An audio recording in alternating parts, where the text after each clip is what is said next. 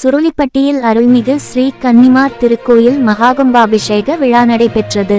தேனி மாவட்டம் கம்பம் சுருளி அருவி சாலையில் உள்ள சுருளிப்பட்டியில் அருள்மிகு கன்னிமார் திருக்கோயில் நூதன விமான கோபுர ஆலய மகா கும்பாபிஷேக விழா விமரிசையாக நடைபெற்றது.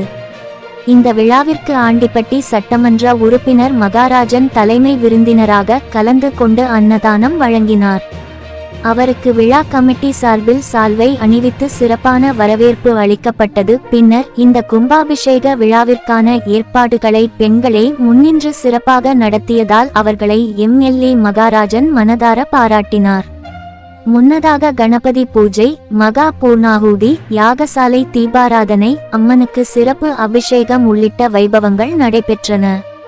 கும்பாபிஷேகத்திற்கான ஏற்பாடுகளை ஜெயப்பிரியா, செல்வி, பொன்மதி, சண்முகப்பிரியா, ஜெயக்கொடி, மாலதி, ரமேஷ், உமா, அமுதா, பிரதீபா, காசம்மாள், ஈஸ்வரி, மாலா முருகன் உள்ளிட்ட பெண்கள் குழுவினர் செய்திருந்தனர்.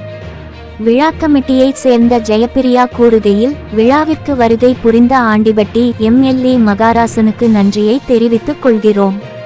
வருகின்ற மண்டல பூஜை நிறைவு நாளான வைகாசி மாதம் 4ஆம் தேதி அன்னதானம் வழங்குதல் உட்பட சிறப்பாக ஏற்பாடுகளை செய்ய உள்ளோம் என்று தெரிவித்தார். தேனி மாவட்ட செய்தியாளர் ராகவேந்திரா ராஜா அறிக்கை.